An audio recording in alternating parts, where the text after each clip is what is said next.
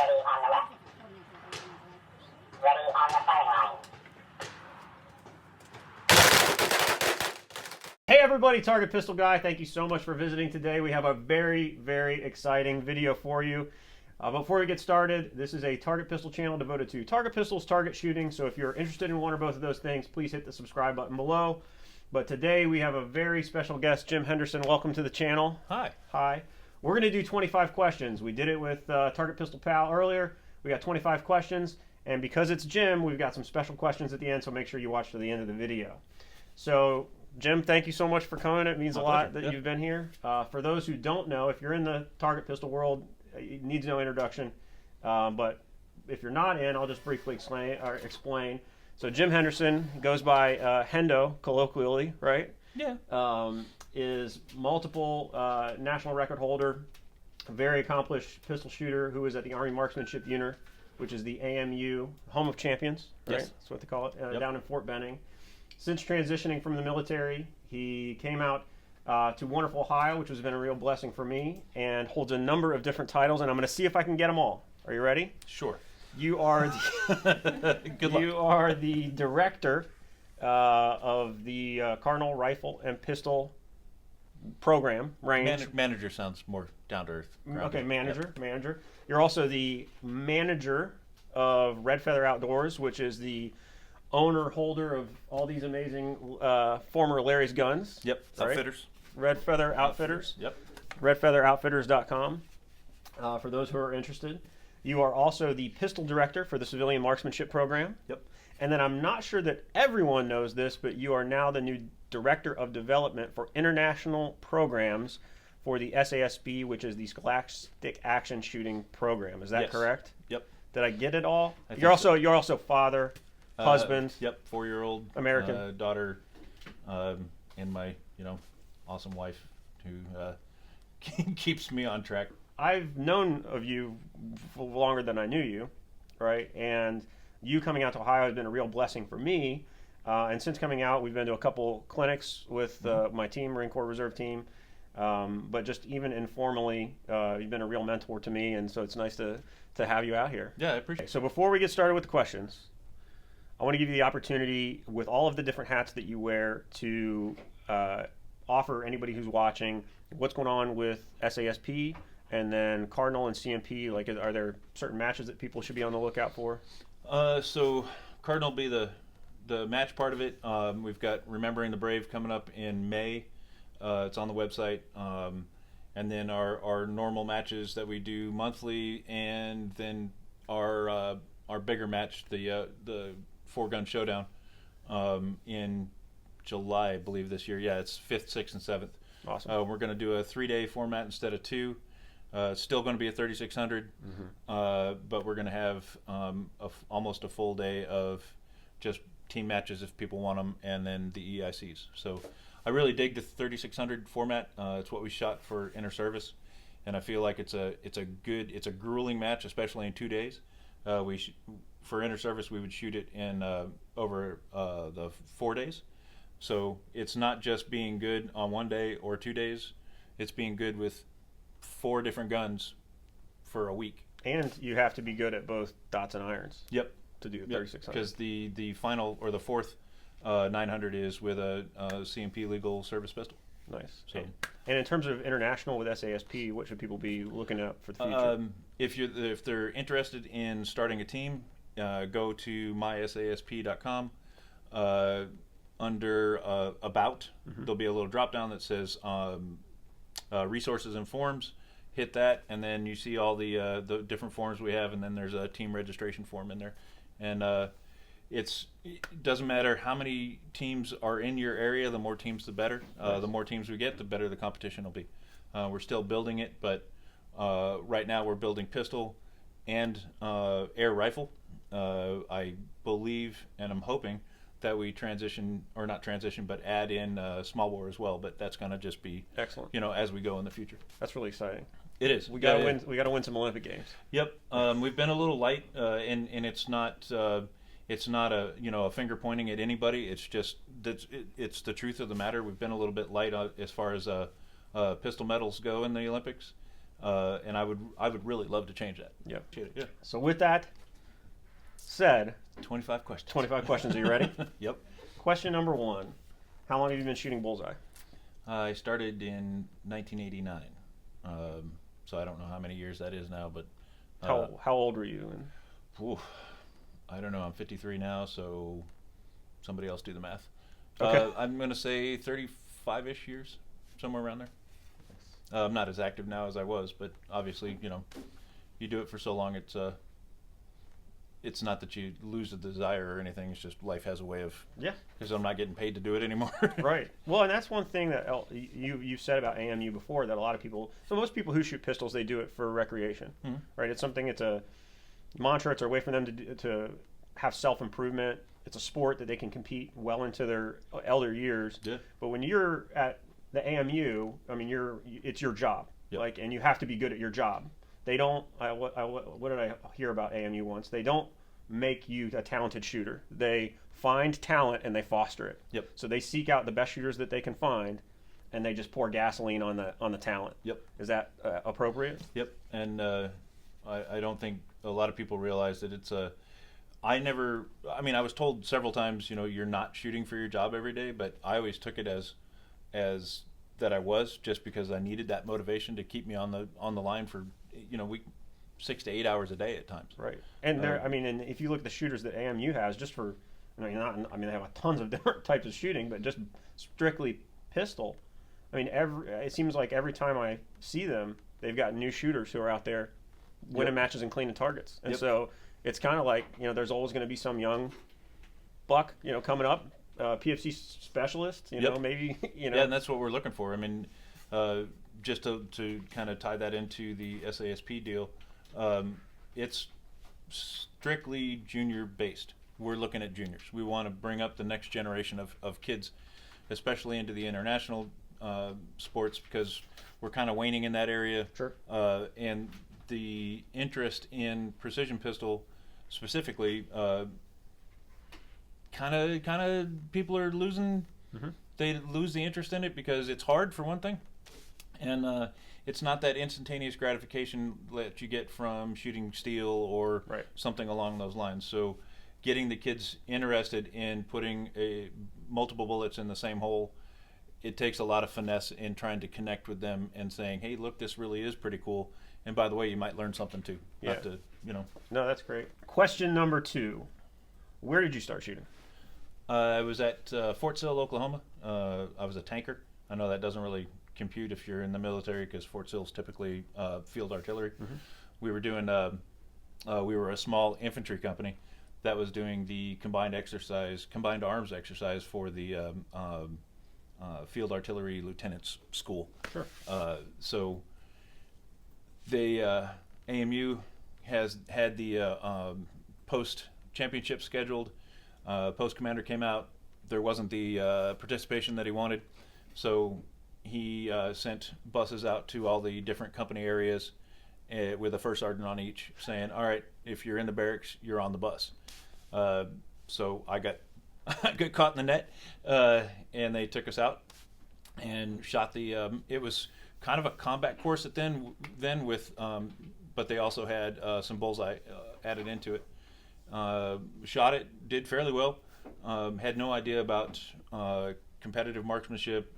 An AMU, had no idea about any of that. Wasn't really into guns or anything as far as that goes. But one of the AMU guys came over and said, hey, you did really well. You want to come shoot with us for a summer?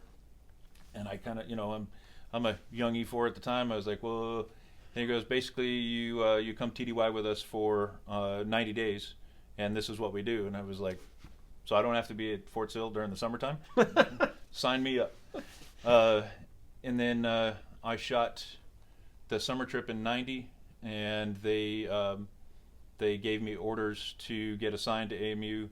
I believe it was the end of 90, and then I went there and actually beginning in 91. So that's really interesting to me, because that doesn't, to me, fit with, and I'm sure things have changed in 30 years, but that doesn't fit to me the AMU model very well, right? So let me ask you in the form of a question.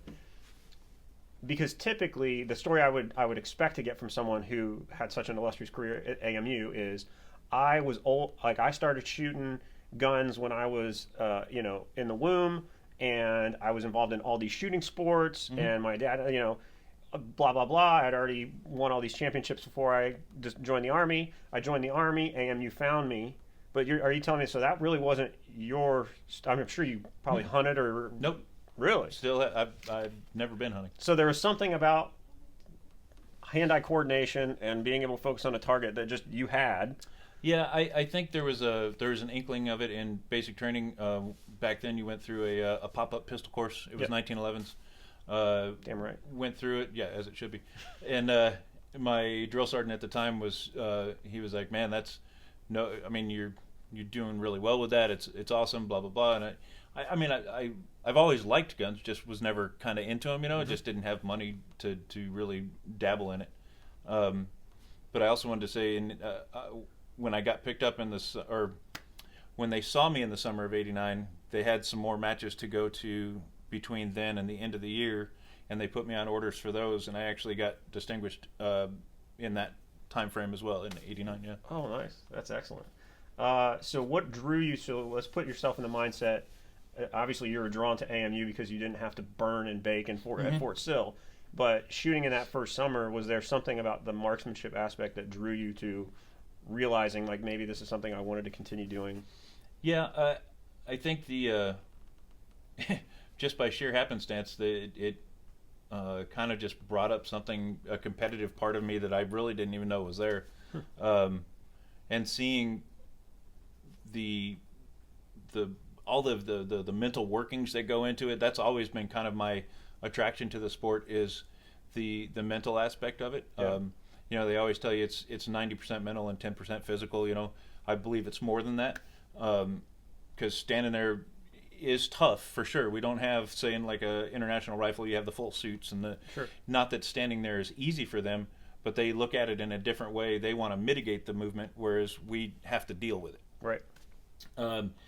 And just the mental management aspect of it, because I felt like I was kind of a hot mess, just being honest, and that calmness, that kind of, if I just do this, and this, I'll get this.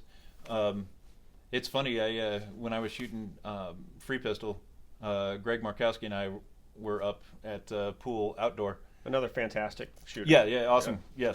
Yes. And my heart rate before they said start was about 78, and as soon as they said start, I looked at my watch and it went down to 62 almost immediately. Wow. And it kind of hovered right about 57 to 62 the whole time I'm shooting. And I think that's kind of been the thing for me throughout my entire career, was once I'm on the firing line, everything else is just kind of back there. It's just me being me. I get to not be disturbed or thrown rocks at or whatever that life has for you. It's just me doing this one particular thing, and it really just it has always kind of helped calm all the monsters that go on during the day. And I think and this isn't a question, but a lot of that has to do with focus. And when you're a new shooter, you hear a lot of people talk about focus. And to me, focus has had an evolving definition as I've become, I progressed in my shooting career. At the first, focus was attention. Mm-hmm. So literally, people would say, focus on your front sight. And I took that to mean pay attention to your front sight. And then, you talk about focus, and to me it was like, no, they literally mean focus your eyeballs on your front sight. But, even the last 2 years for me, focus has had a more mental aspect. Like, I need to close out, what's around me. And I say that because, we've all been on the line at big matches and small matches, and there are some people who are very extroverted on the line, and it's a social event for them, and I like, because I like hamming it up with people. I like, I have the gift of gab, as do you. Yeah. But to truly do my best, and I think people do it to relieve tension, right? I think they're feeling the pressure of the match, and they joke to relieve tension, but I think that also reduces their focus at the time. Yeah, the buildup of anxiety, just speaking, gets the brain thinking about something else, and you kind of you shed that stuff. But you said something funny about focus on the front sight. So for me, the physical thing is I've built it up in my head that I am doing my best to see the actual grain in the metal in the front sight. Yeah. And then the outward focus or lack of is another one of those things that I really felt like I enjoyed being able to walk up to the firing line, flip it on, very visual as far as my visualization goes. Yeah. But I'm a very visual thinker, so in my mind, when I step up and they're like, okay, 3-minute prep, that switch gets flipped and it's kind of everything's on lockdown. I'm specifically doing this particular thing and nothing else. No, don't care what it is. Watch goes off or phone goes off or right. something. I vaguely have an idea that has happened, but I don't pay it any attention. I don't give it any power out of what I'm doing. And then when the string is over, being able to flip that switch, kind of like the red light as you're going down range, right? And I'm like, having fun with it. Because I think that the good example of staying uber-duper focused for too long is the same reason why we don't leave Special Forces guys over in a combat zone forever. Right. You know, it's the same thing. It's a very hard thing to ask your brain to stay at alpha focus constantly, permanently. It's just not how we're built. So being able to turn that on and off has always been kind of a fun thing for me. That's fun, and I'm starting to realize that this is going to be a longer and better interview than I had ever hoped. Okay, question, I want to ask you so many questions right now that aren't on this list, but that's going to have to come for later. All right, so day 2. Question 4 is, what was your first target pistol? Was it a 1911 then? Oh God, yeah. Trying to remember. I believe we were shooting Model 41s for 22, and then iron sight, basically your ball gun for centerfire and 45. You had to shoot. I want to say it was an 840 in centerfire or 45 before you could move to a wad gun. Wow. And after seeing all these guys, all the old guys on the team, they're walking around, they've got cortisone shots in both elbows because they've had to, change grips because at the time it was taught to be really locked out and very, very stiff and all the rest of that. And they were just doing some pretty severe permanent damage to themselves. I was taught that way and almost made to shoot that way, but I knew that once I had the opportunity to make my own changes, that was going to go away because I was having the same issues. I was having, that tennis elbow. Oh yeah. That kind of thing. I got it right now. Yep. And just holding this. Yeah. So I knew that I wanted to get that wad gun very quickly because then I could start morphing into what I thought. And for me, I just watched. I didn't do a lot of question asking until later. Good friend and gunsmith at the time, Larry Lutnager.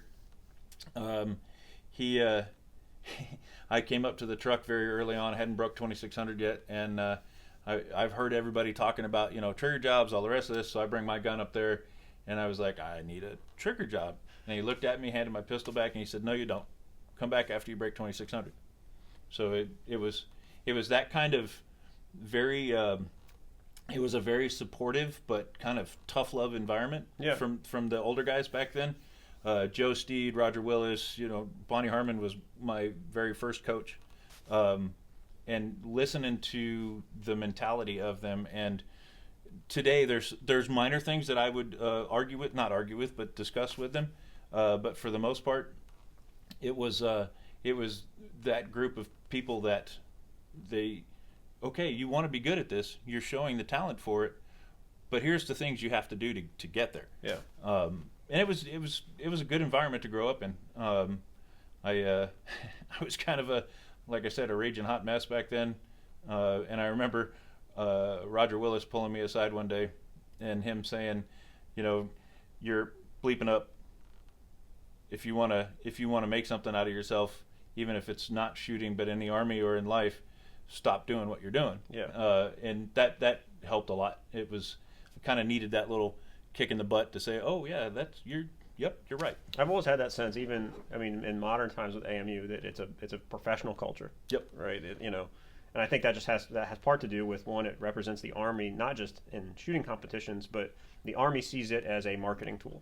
Right? They know that every 4 years when the Olympics comes up, they're going to be able to put pictures of their athletes in uniform, and that's an amazing thing. And it's just the size of the organization probably lends itself to that. Yeah, they just because of some drawdowns several years ago, I guess now, they discontinued the international pistol portion of the unit. I would love to make international pistol, or disciplines actually, so much more popular in the States that they reconsider and start that team back up again. I think it would be awesome. That's what you're doing. All right. You kind of already answered this, but maybe you have another one. What is an early memory that you have of Bullseye that you can share, and that is that well, the one I was going to tell you about with Larry after achieving some scores, I can't really, because it's not that it's overly bad or anything. It's just it is kind of graphic. I mean, it's just one of those things. Let's not share that one. Yep, let's not share that one. We got kids that watch the channel, believe it or not. Earliest, I think that the one that really kind of clicked for me, that made me understand that I could do this, was in '97. I hadn't really been on stage for anything at Camp Perry, for anything, a personal award. I've done many teams things up there. We run coming through the Rye several times, individual team matches, whatever. But I'd never really been up there for just me. And in '97, it was the first time I won President's 100. And standing there, I was like, okay, I get this. I enjoy the individual part of it, and now I realize that I can do it as an individual. But something about the team matches always seemed to have a higher precedent to me. It was always something more involved, because there's 3 other guys counting on you, not doing something bad. I have 2 observations. I've been fortunate enough in my young career in shooting to have stood on that stage, and we won the Coast Guard Trophy last time Perry was a thing, and it meant more to me than any individual achievement that I've ever had. Not that I've had a ton, but the other thing is that I remember distinctly, I've only gone to inter-service once, and I'm fine shooting on my own, and if I don't shoot well, I'm used to dealing with that pressure. I have never ever in my life felt shooting pressure like I did when I was shooting on a 4-man team for score. It was, because I'm fine. This sounds bad, but I'm not, and I don't mean it the way that it sounds, but I'm fine letting myself down, meaning that I can deal with it. Right. I know how to go back to the hotel room and punch myself in the face a couple times. Right. But the thought of letting my coach down or the other members who are shooting their best was just almost painful to me. And I think that is the unique thing about the team sport. And in a way, since action shooting hasn't yet developed a good team, they certainly could. But I don't have a sense that they have a team element. They're sort of missing out on that, and I think that's good. This is a pretty simple question, but it might be longer than most people I ask it to. When you finish up shooting, or not finish, you know what I mean? Like last time you were in it, classifications I assume are high master. And distinguished badges. The service pistol, right, and then the revolver. Nice. Do you like the revolver one? I'm a big fan of revolvers. I really like them. I was just telling Krista the other day. Everybody talks about hearing the slide action of a pump shotgun and how it should. For me, it's hearing that single action like Colt or whatever come back, the hammer coming back on that, and I'm like, that's a very distinctive sound. To me, it says, I'm gonna listen. You know what? Once that happens, you're a pound and a half in trouble. That's interesting. All right. So 7 and 8 questions are: what aspect of your bullseye shooting are you best at? Is it follow through, stance, and then what is the one that you have to work at the most? Best at, I would think it's just my abilities to stay calm, deal with whatever happens, good or bad, and not get so overly excited or upset with myself that it affects the rest of the match. I feel like I maintain a pretty even keel throughout, no matter what the distraction is. Work on, I think, is at least at this point in my life, is staying motivated, Like hungry. yeah. Yeah. You know, it's kind of like Brian. You know, you've won it 12 times. Do you go back for 13? I mean, you know, it's like it's not a kind of blasé thing. It's okay. I've done this. I've done it several times. Right. How many more do I need? It's not for anybody else, but how many more times do I need to do it? Right. Do I need to attempt to do it? And if that answer is 0, then I think just keeping fresh in life, you got to move on to something else, a little bit different. Maybe it's like this year I hope to have some 2700s where I shoot revolvers all the way across. That's awesome. I'm working on it. Shot up at Oak Harbor a couple weeks ago, I guess it was. Had some gun issues, but I really enjoyed it. Good. So it was a lot of fun. And I think that's the thing that probably is my biggest deterrent, is finding the fun in doing it again. Yeah. Or continuing to do it. Well, and that's the one reason. And we've been a lot of revolver stuff on the channel lately because I'm focused on DR and 22 EIC this year. And the thing that about revolvers is they're fun. Yep. Like they're just fun. Yep. And shooting should be fun. It doesn't always have to be like jokey fun, but it should be fun. All right. So this is like a speed round a little bit. Oh god. Center hold or 6 o'clock? Center for everything. Dots or irons? Yes. How do you orient your feet in relation to the target? Stance. Pretty much the way I stand in normal life. Right. But are you bladed towards the target? Are you 90 degrees? So my right foot is facing down the firing line, if that makes sense. Yeah. You're in a Ranger file with the rest of the firing line, essentially. Yep. Yeah. Okay. 12. What is the next target pistol that you want to buy? And is it, I mean, gosh, you probably... I'm hearing rumblings of 208s being made again. I think that if they are, I would buy one of those. I mean, you know how much I love a Hammerly. Yeah. So, yeah, they're amazing. 13. What is your favorite target pistol? I'd have to say it's probably the service pistol.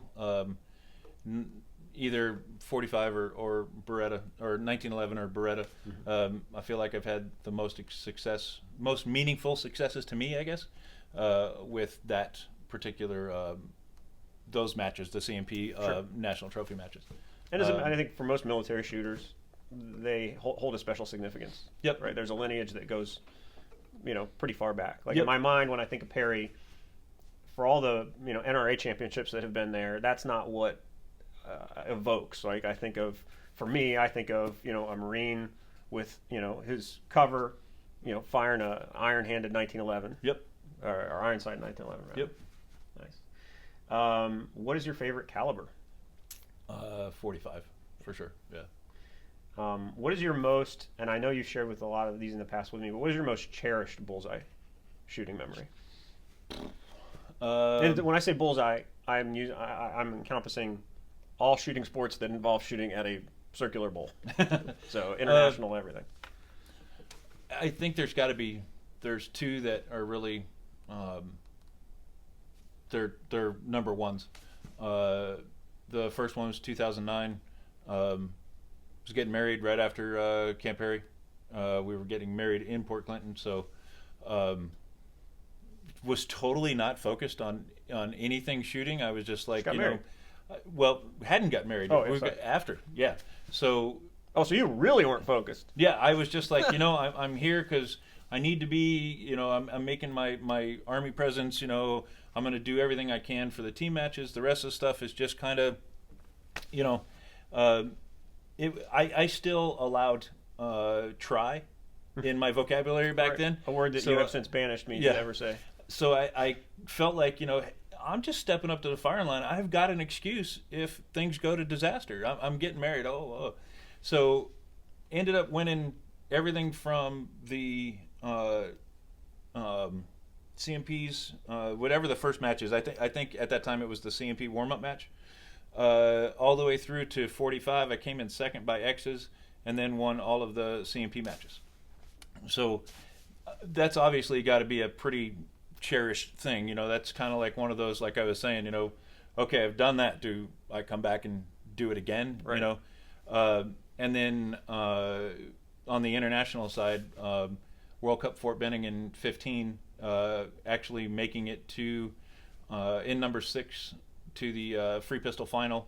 And it's not like, you know, you get a lot of naysayers and they're like, oh, you know, so and so wasn't there, these people weren't there. Everybody was there, from the South Korean Jin, who's like Jin Jong-ho? Yeah, he's like the dude. Yeah. All the Olympic records, you know, you name it. And my very good friend Damir from Serbia was there as well. All the Indian shooter, the couple of guys from South America, you know, everybody was there, and ended up making it to the final in sixth place. So that was kind of unprecedented, especially for free pistol. It's been a while since anybody had made a final. And then what I learned about myself in the final. I was hoping you were going to share the story. Yeah, I will if you want me to. So you're just getting mad thinking about it. So cruising along, and I'm doing well. Long story short, we get to there's 4 of us left. It's Jin, Damir, and I think it was the Vietnamese shooter. I don't remember exactly, but up until then, I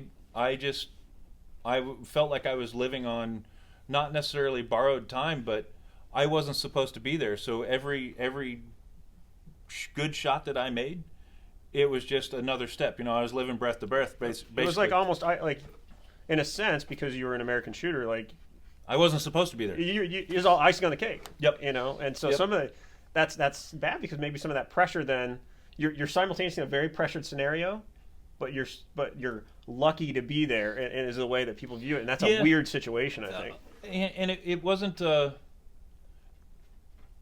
didn't really feel any pressure up until. So we're sitting there, and I'm doing well. I'm in the top 4, but I was within. You know, I was doing well within those 4. Sure. Yeah. And then the announcer, he's got a British accent. He's a great announcer. He does the ISSF circuit. You know, I like listening to him call finals and stuff. He's a very engaging kind of speaker. Anyway, I'm just doing my thing, and I never really realized where I was at as far as placement goes, until he says, okay, so now we're going to shoot for the opportunity to see who goes into the medal rounds. Whoop. And somebody in the back of my mind stood up and said, we're going to win a medal. I was still pretty okay until he said load, and I'm telling you, I can load my free pistol upside down and backwards in the dark. Right. I missed the first 3 tries to get the bullet in there, and I think that kind of, there was chinks in the armor, but that was the tiny little hammer blow that went dink, and I lost my composure. Right. So I finally get it closed just as he's saying start. And for those that don't know, you have 50 seconds to shoot 1 shot. Sounds like a lot of time. I knew what my A game for each shot was and what my plan B was, but I started out somewhere around plan C, I think. Right. Because I brought the gun up, and it was just, my arm was literally shaking. Mm-hmm. And I held way too long on the first lift. I knew exactly how long I could hold to be able to put it down, take a breath, bring it back up. I could get 3 lifts, 3 quality controlled lifts in your the 50 seconds. Yep.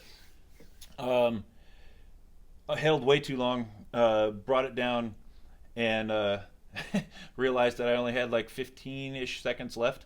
Brought it up again. I'm looking at it, and something I don't do that I did then was focused on the movement instead of the sights, and got to the point where I was like, okay, you know, you gotta, whatever that hits the target is going to be better than a 0. Sure. So I made it go off, which is never a good thing, especially with a free pistol. I think my trigger was running 75, 80 grams in there. Right. And so for comparison, an air pistol, which has a very light trigger, it's 500 grams. Yep. So we're talking less than 1/5 of an air pistol trigger. Yep. And hit the target. Got a 6 out of it. And I didn't even have to look because once he says stop and everybody was like, oh.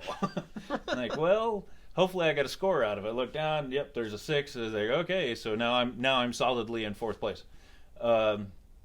And just like that, the switch flipped, and I felt just this like wash of emotion leave me. Right. And had one more shot to go, and loaded it up just fine. Settled in within 7 to 8 seconds, like I normally do. Shot, and it was a 10-3 or 10-5, I believe. Right. So in my mind, I was laughing, and I was kind of like, at least I didn't go out like a chump, or shoot 2 bad shots in a row or something like that, Yeah. But that happens to be a lot in air pistol. Well, not being in a World Cup, but bringing it up, shooting just a terrible shot. Terrible shot. I don't want to put value on it, but that's what it is. What it is. I know. Yeah, I know. Yeah, I did not execute my proven shot plan to the best of my ability, and then almost immediately, I could shoot a deep 10, Mm-hmm. and I like that. I wish I didn't have to suffer that experience, but it's nice to know that we can. 16. What is your favorite? Slow fire, timed fire, or rapid fire? I truly enjoy both of them for separate reasons, and I say both because I really only feel like there's slow fire and sustained fire. Right. Timed and rapid, I do my very best to shoot them nearly the same cadence, if you will. The only thing that I feel different in time fire is that I know if something happens on a shot, I have time to reset. Yeah, it's rapid fire plus a whoopsie. Yep. Yeah. Yep.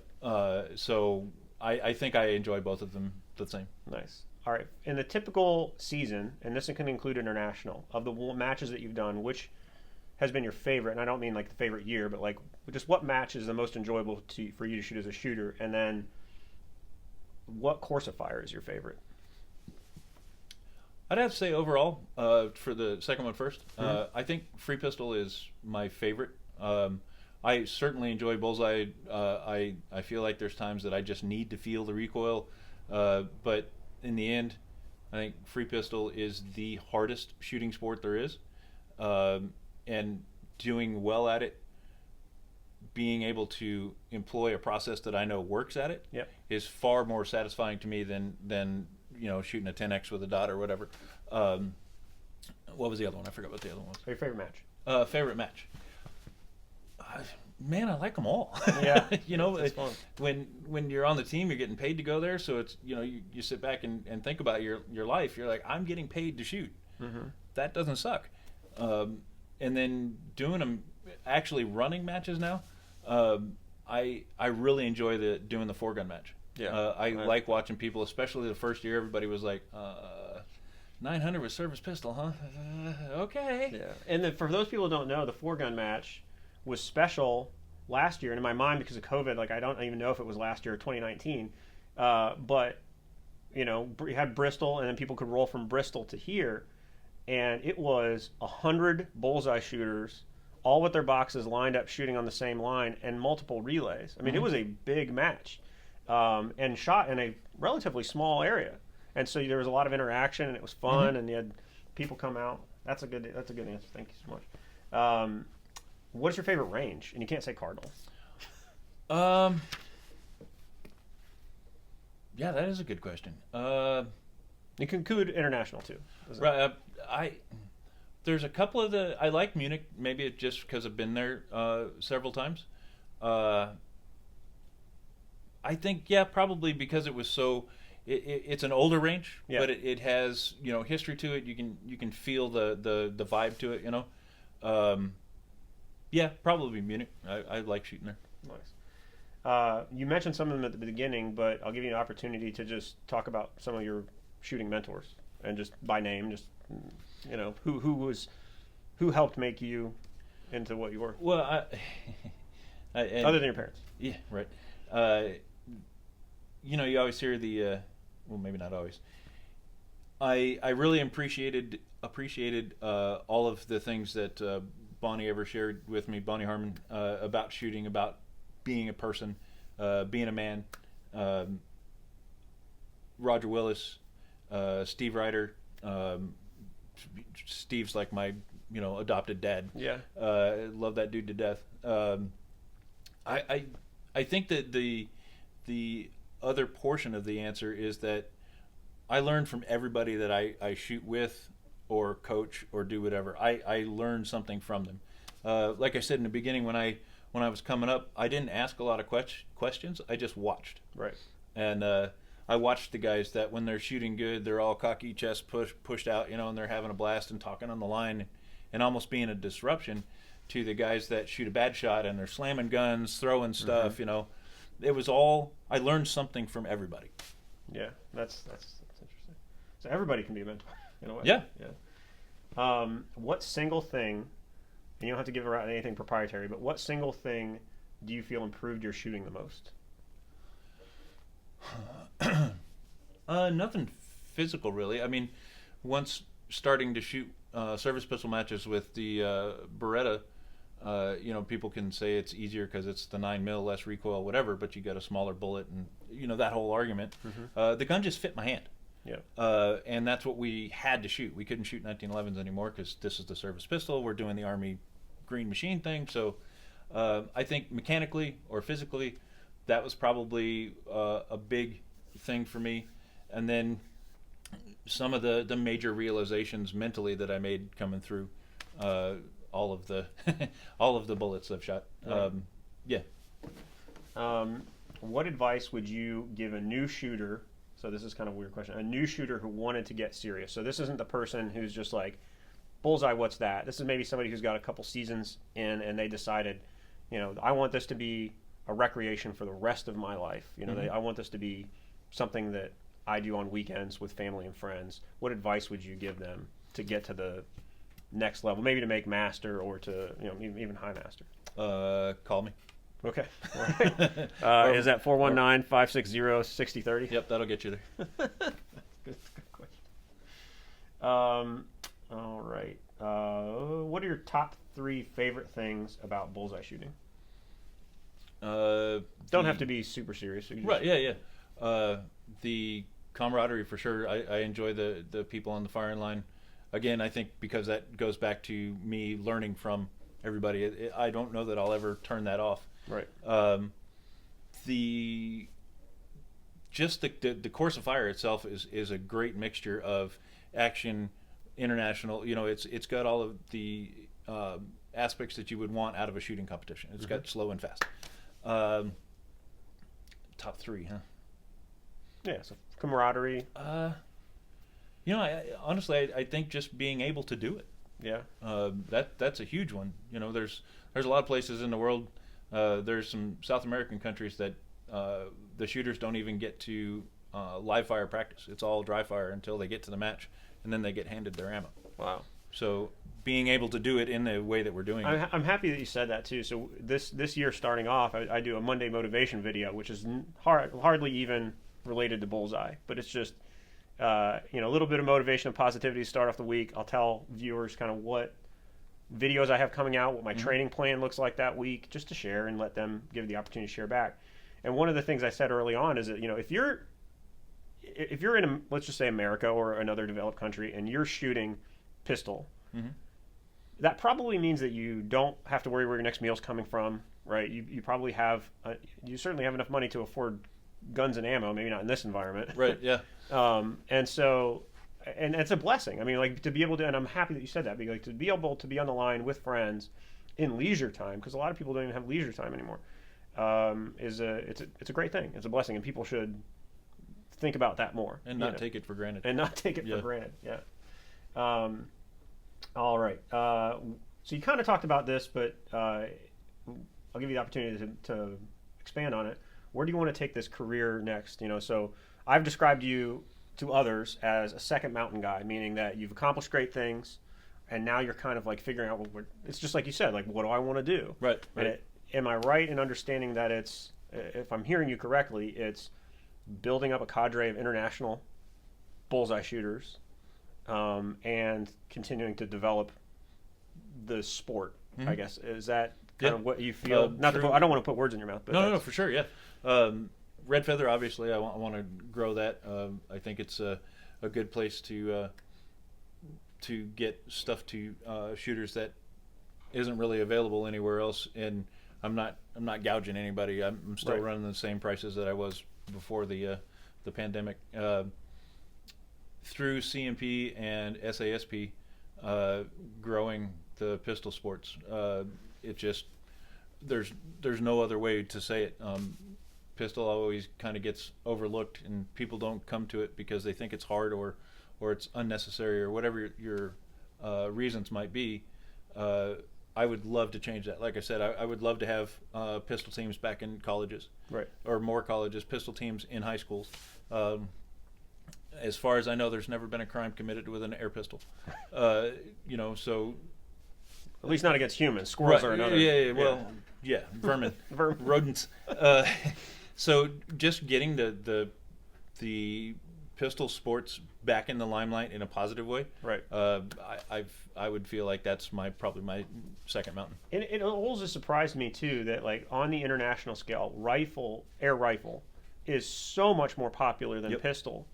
And to me, that blows my mind. I've talked about this a little bit when I was up at Winter Air Gun, because it's like, look how much investment there is in this. Thousands. I mean, we're talking, it's almost like when your kid comes to you and is like, I want to play ice hockey. And you're like, oh, God. Because you're in for a suit. You're in for a gun. That gun Yep. needs to have sights. And these guns aren't coming from, Milwaukee. Yep. Like they're coming from Sweden and Germany and, Yep. other places. And that's, if you want to get into the international game, air pistols, to me, it's like kind of where it's at. It's real, real hard, but it's approachable. Yep. And it can be low cost. I don't think it is low cost. I mean, but you got shoes, glasses, blinder, pistol, pellets. Yeah. Paper. Yeah. Target system notwithstanding. Yeah. Just the stuff you're personally responsible for. It's basically 5 things. Yeah. And those 5 things cost way, way less than the 5 things over on rifle. Yes. Yeah. Oh my gosh. Yeah. Yeah. Absolutely. So especially if you get into the 3-piece stuff, holy moly! Like I've helped and worked with rifle shooters in the airport, getting all their stuff from point A to point B. Excellent. Because it's so much stuff. But yeah. Nice. So my 24th question is, what does your current training plan look like? For you, it's a little different, right? Because you're like shipping orders. It's pretty much Mother Hubbard's cupboards. So let me ask you the final question, and this to me is the most important question, the dumbest question that people ask. I got to tell you though, when we Okay. so we just, like I said, we went to Oak Harbor, and I had not trained at all. This was just I wanted to go shoot. I wanted to have a match again, right? And hadn't trained, hadn't done anything. Goes against anything that I would suggest to anybody, but it was strictly fun for me. It was just to go out and hear bang. The 22 revolver, so it's a Model 17. It's not like it's a huge heavy gun. Right. Third time I lifted it, I was like, yeah, I'm tired. It'll get you. But anyway, yeah. Well, so let me fill in for a question on number 24 because it's one that people ask all the time. And this happens in action shooting too. People get obsessed about the gun that they use. Mm-hmm. Like they see the gun as an avenue, and this leads into my last question. But for a new shooter, how much does the gun they choose matter? Look, I guess there's a certain point of points, or there's a certain amount of points you can buy. But at the end of the day, if you don't align the sights and squeeze the trigger without disturbing the sights, Right. I don't care if you spent $10,000 on the gun. Yeah. That gets me to the last question. Most important. Can one buy points? Yeah, for sure. I mean, if you start out with Can they buy points at a place like maybe Red Feather? yes, if you start out with say a 10-inch gun out of the ransom rest, and you go to an 1.5-inch gun, well, yeah, I mean, you're going to shoot better. Now, if that 10-inch gun ends up being a 20-inch gun because of what you're doing, spending a couple of $1,000 on a gun, meh, that's nothing you should be doing yet. Learning how to outshoot what you have first, and then look at upgrading. Oh man, I'm so happy that you said that. I think that's And if you're not testing your guns, You're just guessing on them. And I hate to use Steve's tagline, but honestly, if Steve Huff. yeah, Yeah. accuracy. Accurate. If you don't know what your gun will shoot With the ammo that you're going to with the shoot. ammo that you're going to shoot, how can you possibly know what it's going to do? Right. Well, There's we just just- did some revolver testing, and revolvers are known for you need to test your cylinders. Did you just do one chamber per cylinder? Did you see which one shot the best? Yeah, that's what I did. Yep. Yeah, and it was shocking. Yeah. Yeah. The disparity between, say, cylinder or Yeah. chamber 1 and chamber 6. Yeah, I know. Like I'm number 3. Number 3 is my boy. Yep. Yeah. So we're talking on like buying points, but that was one thing that surprised me. So I was shooting a Marvel. Right, first I shot a 22. Talking about 22s, I shot a 2240 or my Mark III, and then a Marvel, and then I found money and I bought a Pardini, and like it was like I discovered fire. Like you're like, oh, this is like science gun, and you're just starting. You're doing really well, but I was getting my butt kicked by people who were shooting Mark IIIs, and so there's really the gun will get you there, but it can't get you there competitively without the ability. Yep. And that's the other thing, tying back to SASP again. There was a time where if you were going to get into international, you had to consider 50-meter pistol, but we don't now. So if you're going to shoot ISSF events, Right. I would love to get free pistol back going again in this country, but it's an uphill battle for sure. Yep. But international rapid fire notwithstanding, any 22 that'll get you about an inch at 25 meters is going to work. So you could shoot standard in sport with it. Yep. They'll work. So just knowing that if your kid comes up or if you want to get started, you don't have to spend several $1,000s on a gun. Right. You can start with that Model 41, that Buck Mark, your Mark III, Mark IV, hopefully. Yeah. Oh my God. I'll never own a Mark III again. Any of those guns will work for sport and standard. Yeah, and people don't think about that. They think Olympics and they think free pistol. Yep. Or But they think of like there's such a gap from starting to winning Olympic trials and a place on the team. right. There's a huge gap, and there's a lot of years of experience and working with different things as far as the mechanical stuff goes. Again, that it doesn't have to be right out of the gate a $2,500 gun. Right. And if there are viewers out there that, because a lot of people don't like to admit it, right? I didn't like to admit it for a long time that I had aspirations to be on a national team or shoot in the Olympics, win the Olympics. I mean, that's the whole point, right?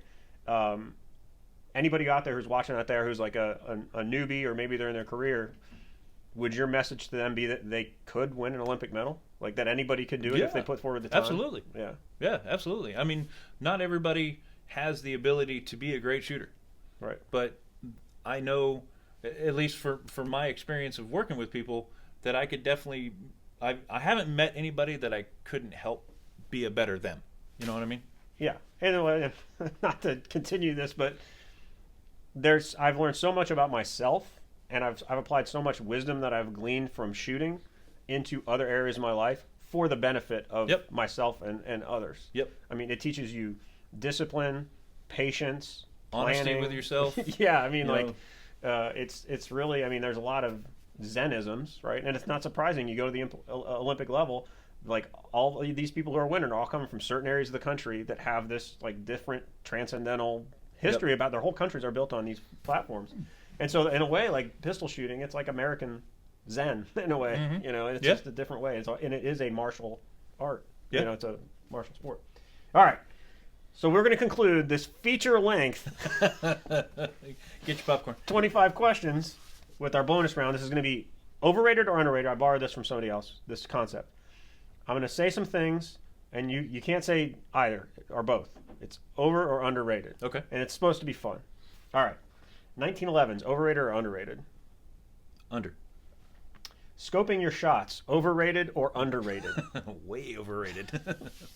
The blank target drill. Way overrated. 4 EIC service pistol. 9mm pistols. Overrated or underrated? Underrated. Underrated. Yep. So, okay. I was thinking bigger bullet. Dry fire. Overrated or underrated? Underrated. Revolvers, overrated or underrated? Under.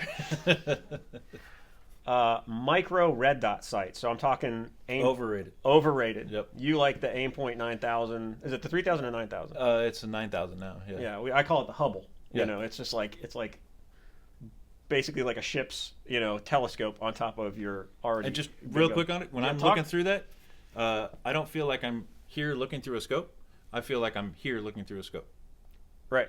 I'm looking through a window, not looking through a scope. I enjoy being able to, oh crap, I've broken my wrist. I need to find my gun alignment again. I can simply look to the side and see where the tube is, and I know that it's like this. It just comes back down. I'm aligning the two circles again. I forget that way you put it about micro sights, and I'm a user. I have an Aimpoint H1 on one of my guns, but you're like, it offers you it offers you the same thing, but with none of the benefits of having a larger tube. Nothing wrong with this. Aimpoint, great company, great. Well, we're still talking. We're talking Aimpoint micros or Aimpoint. Yep. Aimpoint. Whatever the micro dot is, don't put micro to Aimpoint. Whatever that version is, whether it be the SIG, Romeo the 5, Romeo 5, yep. Primary arms. I love it, and I love it for the application, or in the application that it was made for. It's a backup carbine sight. Right. And I love it in that aspect. I've got one at least on a pistol caliber carbine. Perfect. That's what it's there for. I love it on that. To me, I don't suggest it as a bullseye sight just because it's so small. I mean, I've got a couple of aim points, the originals, sitting over there, and it's the same window size as one of those. Wow. And to me, I think there's a happy medium in there, because Aimpoint made a 50 millimeter basically micro dot. It's like that, and it's that big around, and the action guys loved it for a while, and then it lost favor. So if I could figure out how to make that 50 millimeter one fit on the gun and be reliable and all the rest of it, I'd shoot it all day. Nice. Just because I don't like having to feel like I'm looking through something. Yeah. Well, Jim Henderson, Hendo, Red Feather, Cardinal, SASP, CMP, thank you very much for being a friend, and thanks for coming on the channel. Yeah, man. Appreciate it. Yeah, I think you went. I mean, I hit the target. Leg of the... What did that lead me into? Oh my god, I had something funny to say. Totally derailed you. No, yeah, you like fucking like Man in Black. Beep. I'll always remember these stars. No, you won't.